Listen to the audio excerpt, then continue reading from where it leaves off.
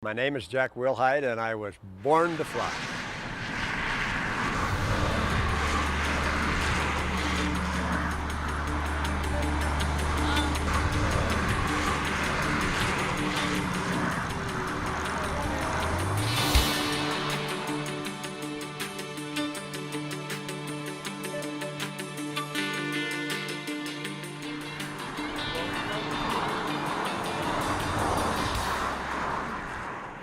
I grew up in a little town in Iowa, and it was right on the cross-country airways, and I could see a lot of the airplanes flying over my hometown and back in Iowa, and became enamored with flying, and I was very fortunate. My father bought a ride for me in a Ford trimotor. I was able to sit in the co-pilot seat in that flight. And then one day I was working in the local feed store during the war, and a flight of fighters came over the town about right on the treetop level. When I saw that, that just lit me up.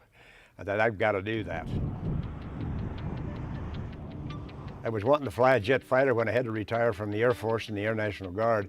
And finally the Russians and the Czechoslovakians and everything started turning loose their MiGs. And they eventually became down to a price where I could afford it. The story on this airplane was pretty interesting because it's the only flying MiG-17 two-seater. It's out of captivity, so to speak. It's in the United States. The gentleman that managed to import the airplane from China, where it was built, was a very well-known importer of foreign military airplanes. He was back in Burlington, Vermont, and I went back there just to look at the airplanes he had, and I had no idea that he had one of these, a two-seat model of a MiG-17. What happened was that this airplane belonged to it was a personal airplane of a Chinese Air Force general. And of course they were looking for American dollars pretty heavy, and so he put a bunch of American dollars in a Hong Kong bank, and the Chinese general declared the airplane surplus, got it in a box, and got it to Hong Kong, and we brought it back from there, and that's how it got to this country. It is capable of supersonic flight. You have to dive it a little bit to get it supersonic. So in a high 600 miles an hour range is top speed for it in level flight. When I fly a half an hour, it's limited very much by the amount of fuel we don't have in this thing.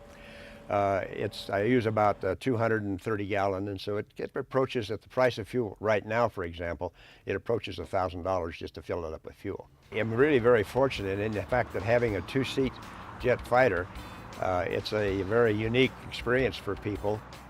I was able to figure out, well, this is a good way to raise some money for charity. I figured it out that I've raised about $1.4 million for charities by doing that.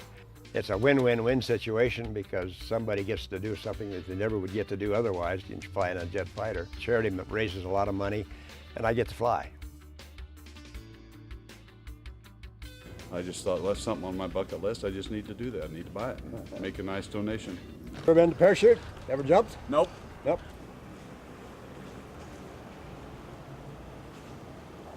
I think that I'm a little bit nervous, and I hope that my stomach can put up with all the acrobatics we're going to go through. This is our jump sack. Okay. If you do have to use a chute, one thing, you have to get out of the airplane, free of the airplane, then you reach down and find the D-ring, which is right there, okay. And then you give that a really hefty jerk. Chute will open, and enjoy the ride.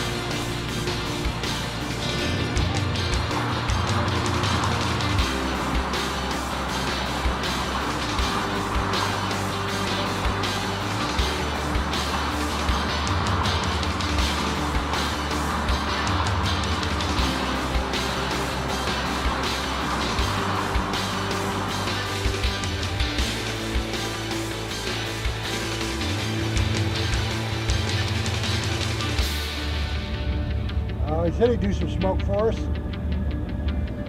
He is such an incredible pilot, though, that you felt the G's and everything, but he never ever felt nervous, totally under control, and it was just awesome.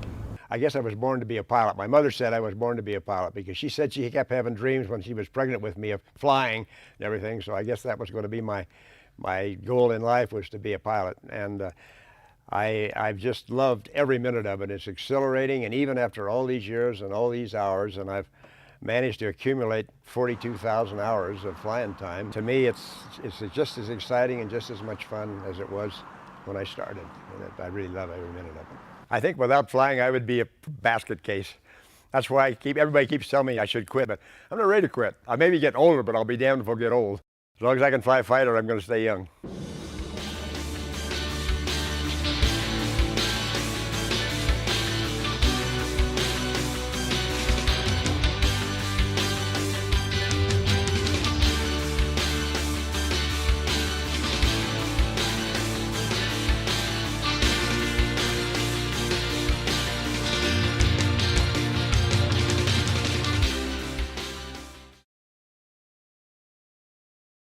A dogfight may not mean anything to the average citizen, but we call it, the official terminology is air combat maneuvering, where you have two airplanes that are maneuvering against each other, trying to gain the superiority, the position in which to fire.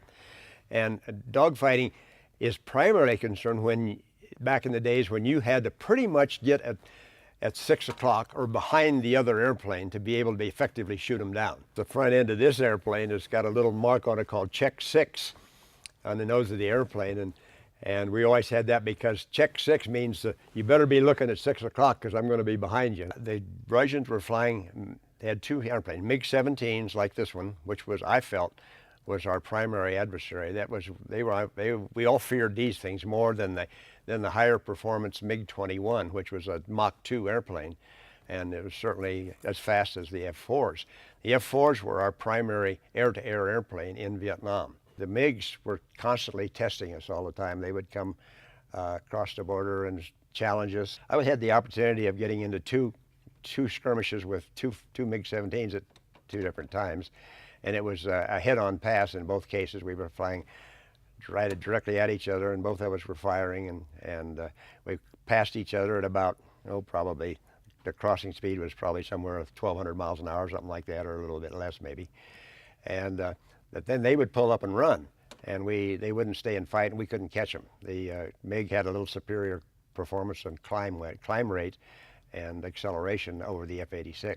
MiG 16, 15, and 17 has a tremendous firepower. They have two 23 millimeter cannons and one 37 millimeter cannon, and that's just like big fireballs coming at you, the size of tennis balls, and it really lit up the sky. And I tell you, it gets your adrenaline pumping.